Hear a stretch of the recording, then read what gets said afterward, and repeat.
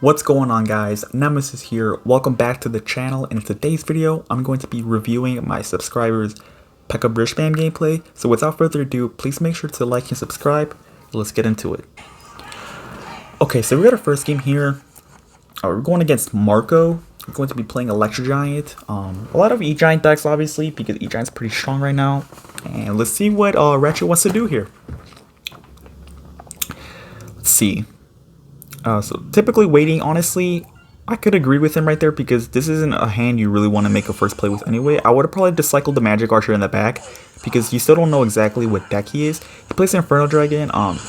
Okay, really bad Electro Wizard. Honestly, I do not agree with that Electro Wizard at all. Just due to the fact that it's single elixir, you can't really be playing that aggressively. So yeah, let's see what you want to do here. At this point, okay, you're gonna Pekka that. I do not agree with that Pekka at all. I would just went for a Battle Ram, knowing that, you know, the latest E-Giant deck, they play Cannon, they play Golden Knight, so you should have kind of took into consideration that this guy is playing Electro Giant. He played a Battle Ram there, which is totally fine. Like, I can see why you do that. You're trying to pressure, get as much damage as you can at the moment. Go for a Bandit as well. I agree with that Bandit, just keeping the pressure up at this point. The Magic Archer, it was definitely a little questionable. I don't really agree with that Magic Archer. Honestly, you should have played it more like in the middle or something, so that Inferno Dragon wouldn't like full kill it, and you could have like potentially made a counter push with it for the future. So that's definitely questionable Magic Archer placement. And let's see here. So Inferno Dragon is just going to, okay, take the zap. You know, I can see that the zap right there. Can't get punished by taking a zap on an Inferno Dragon like that. And so far, you know, so good. You know. You're going to go for a Ghost in the back in response to that Golden Knight. I would have taken the Poison right here, but you cycled the E-Wiz and then the Poison, so I don't really like agree with that, because now it's like 8 elixir down. You're kind of down a lot of elixir now.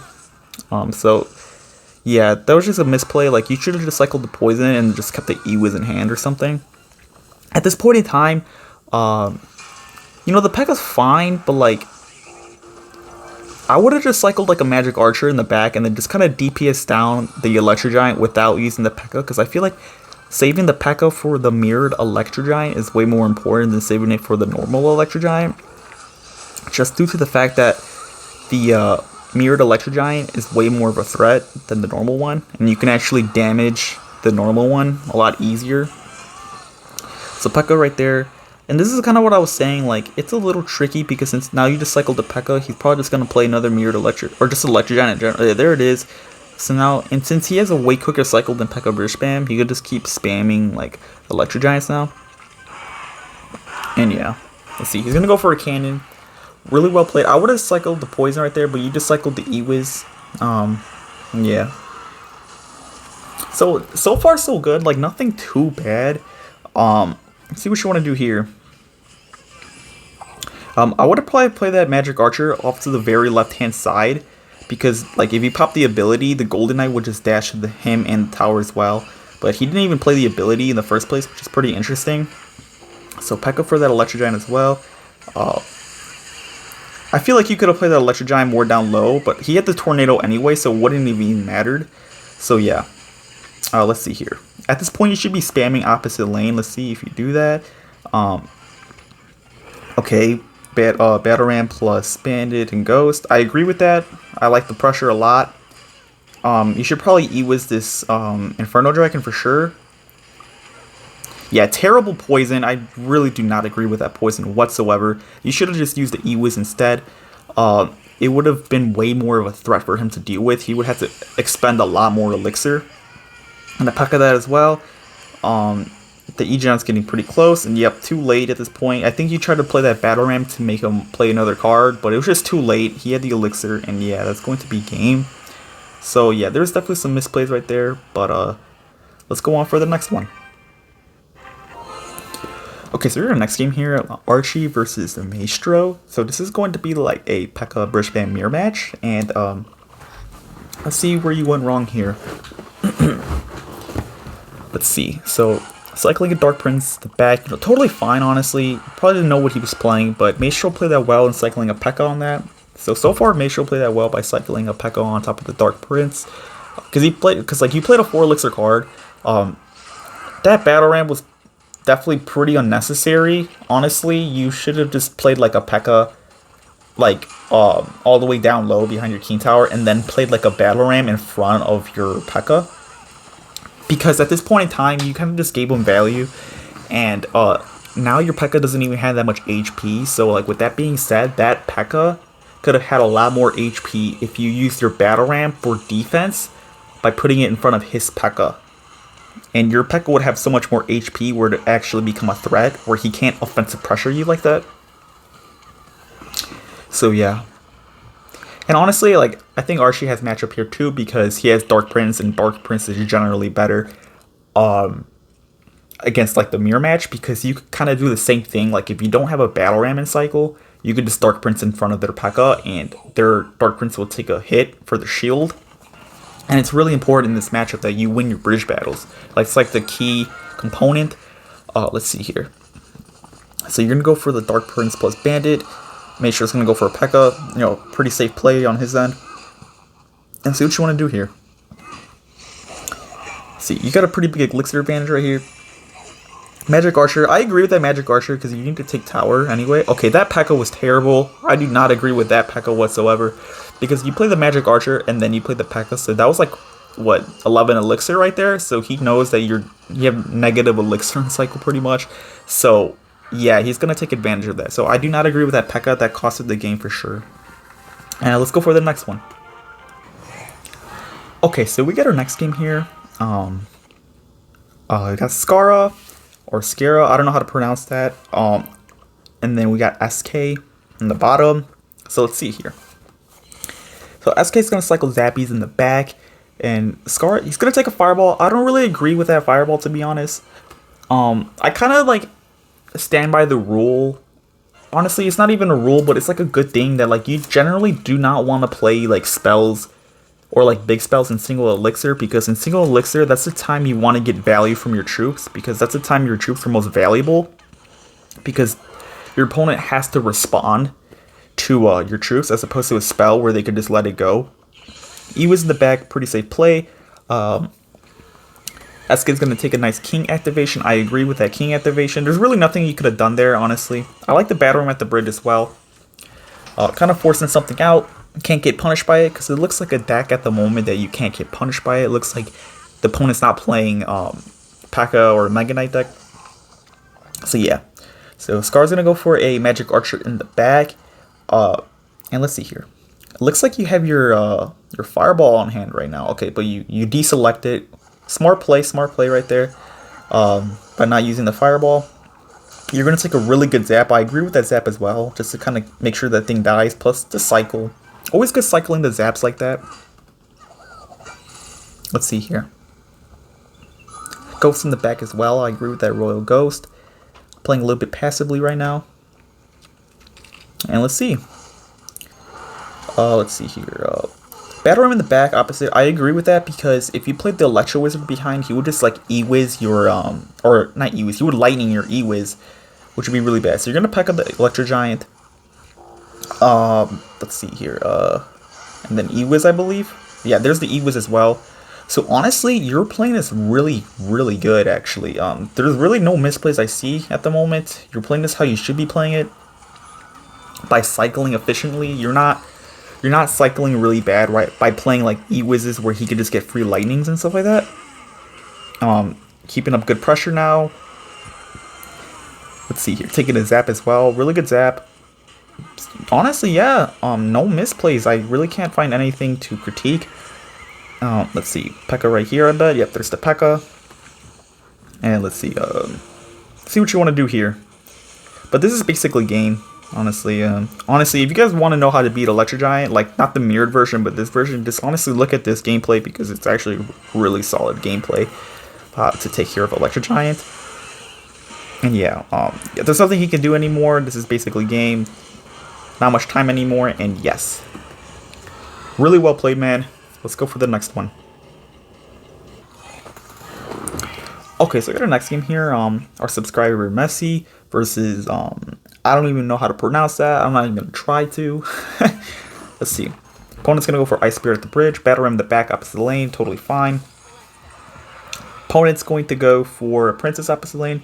At this point, I'll probably just Royal Ghost the back, like all the way in the back in the Princess lane. Let's see here. The reason why I wouldn't Ghost in front like that is because, like, especially because you did it pretty early. When you do it too early like that, the opponent has the potential to play like a Knight or Valkyrie, but he didn't even have it in rotation. So yeah. Let's see here. Bandit's gonna get a lot of damage. Opponent's gonna Valkyrie there, which is totally fine. Let's see what you want to do. Let's see what card you want to play here. Play Magic Archer, that's totally fine. I really agree with that Magic Archer as well. There's really nothing else you can do. You don't want to cycle a Pekka on that. Fireball is just a bad play in general. I agree with his Battle Ram as well because he doesn't have Valkyrie in rotation. And yeah, let's see here. Royal Ghost opposite lane. I agree with that Royal Ghost as well. He has like nothing good in cycle. As you can see, he just used his guard, or not his guards. I said guards because it's like the main thing to play, but he uses Goblin Gang plus his Valkyrie, and you played a Bandit as well. You're playing this incredibly well at the moment. Like, you pretty much know what this guy has in his hand, and this is the correct way you want to play the matchup. Is when they have a bad hand like that, when they don't have like a Valkyrie or Goblin Gang, you want to pressure the bridge, because it's going to be really awkward for them to defend, especially if they have like Inferno Tower because it's 5 Elixir. Play a Pekka in the back right there. I agree with that. You had a really big Elixir advantage. And he can't punish you because he doesn't have a Goblin Barrel in rotation. So far so good, man. Let's see. Magic Archer right there. I agree with that as well. Can't do anything about it. He doesn't have like a Fireball anyway. Like, and his Magic Archer is going to get a lot of value as well. Let's see here. Zap. That's totally fine. Royal Ghost, I agree with that as well. I'd probably E-Wiz this as well. There you go. And I'll probably Battle Ram. Okay, Battle Ram opposite lane, I agree with that. I agree with that. Magic Archer in the middle as well, I agree with that. So far so good. I really don't see any misplays on here as well. Let's see. At this point in time, I would probably just like Pekka the back for sure. I'd Pekka the back because they have a big Elixir advantage. Okay, I don't agree with that Ghost. Yeah, I would have just Pekka the back for sure. Because he had a big Elixir advantage, and definitely in double Elixir, you want to start Pekkaing the back a lot more to build big dueling pushes, as opposed to single Elixir where you just want to like counter cycle. I don't really agree with that E-Wiz as well. Kind of a bad E-Wiz to be honest, but it's totally fun. Let's see here. I don't really agree with that as well. Because he's, at this point in time, you want to start Pekking the back more. Like, it's the only way you can really break through during double Elixir. Because he has such a quick cycle. Like, obviously, you know how Logbait has, like, really easy cycles. So yeah, he's going to go for another Princess. He's going to go for a Bandit. I agree with the Bandit, but he actually, you know, he held that Valkyrie. So he knew it was coming. I agree with that Bandit, but it's just unfortunate that he caught it. Let's see here. I do not agree with that E-Wiz whatsoever because you're already super low in Elixir. So this guy's kind of recognizing it, I feel like. Bandit right there, totally fine. Valkyrie in the middle. Let's see here. At this point, like I said, you gotta go for Pekkas in the back. Yeah, I don't really agree with this anymore. He's gonna go for Inferno Tower, and you're gonna go for a Fireball. Let's see here. Let's see. Magic Archer in the middle. It's alright, you know. Bandit in the middle, I do not agree with that Bandit at all as well. Because at this point, it looks like you're not doing like calculated pushes anymore. It kind of looks like you're just spamming him, not knowing what's in his hand, as opposed to in the beginning of the game where like you knew what was in his hand and you were taking advantage of it. It looks like when you're like pressuring now, he still has the right answers, you know. Like he has Valkyries, he has Goblin Gangs, like this. Like you're just kind of playing into him now, you know. But at this point, I can kind of see why you're doing it because you only have such little HP anyway, so you kind of have to make the play. But there was a lot of instances earlier, like during mid-match, where you could have started playing a lot more Pekkas, and that's the way you would most likely break through. So yeah. So yeah, just learn to like when to play Pekkas more often during double Elixir, but single Elixir, you played that flawlessly. So yeah, let's go for the next one. Okay, so for the next game here against Sola Zola. We've got our subscriber Mohid. And Sola Zola, he's going to have to be playing the Giant Skeleton Skeleton King Graveyard deck, which is honestly like probably one of the hardest matchups you can play against. Like it's definitely up there with Recruits. It's up there with 2.6 for sure. So like Pekka just has a terrible time against this deck. So you're gonna go for a battle ramp in the back. I agree with the battle ramp because obviously it was like 15 to 20 seconds has passed. No one's played a card. Typically, playing a card in the back is always safe. When playing Pekka, especially because Pekka can have a good time, or definitely have a good time in single elixir if you know how to like correctly formulate your pushes. I liked how you played this part too. You played an Electro Wizard, then a Bandit. I agree with that style of defense, and you're gonna go for a Royal Ghost. I agree with that Royal Ghost as well because he played the Skeleton King ability, so he's pretty low in elixir. And I agree with this battle ramp, so you're pressuring super well. It's definitely very important in this matchup that you want to pressure a lot in single elixir because this is the main way you're going to get your damage. So yeah, pretty unfortunate that he has arrows. I'm sure you didn't know he had arrows, but assuming you did know he had arrows, you probably could have just like Pekka the back for sure. But like I said, you didn't know that, so nothing you could have done there. So far so good. I really like the way you're playing this. At this point, if you want to play another card, I'll probably just cycle a Zap. Okay, that Pekka was kind of interesting. I kind of see your thought process on that one because if you Pekka the back, if you went for like a Skeleton King plus Graveyard, you could have just went for Poison, but at the same time, that really wouldn't work because if you poison the Graveyard, the skeletons would just add up for his Skeleton King ability, and then he would just pop the ability afterwards, so it's essentially he has 2 graveyards. And now you do not have a poison for his Skeleton King, so it would be really hard to defend. Honestly though, in this matchup, the only way you ever do break through is you have to use poisons on the offensive push. You can't use them on their graveyards.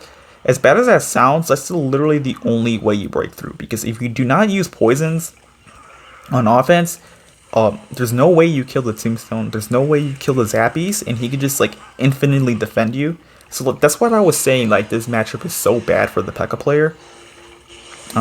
So it's kind of like a lose-lose situation, you know what I'm saying? Because if you use poison, you can't really defend the graveyard adequately. But if you keep the poison, you can't make pushes properly. So it's just, like I said, it's a double-edged sword. But you definitely, if you had to pick one, you had to use them on the offensive. You really want to take control in this matchup. Like, when the time is right, you want to slow roll Pekkas in the back and play a lot of single lane pressure. And the reason why I say single lane pressure is because you want them to stack up as much units as possible for your poison to get a lot of value. So yeah, because like when you play dual lane pressure, they can just split their troops a lot, and then that's when they can overwhelm you. But when you play single lane pressure, they have to stack the same lane, and your poison gets a lot of value. So yeah, honestly, like I don't really see you making that many misplays, just due to the fact that like this matchup in itself is super hard, and there's really nothing you can do. Like there's really, like, honestly, nothing you can play that'll make it like that much better. Like you had to poison there because you didn't have like an E-Wiz, you didn't have proper cards in your hand to even defend, at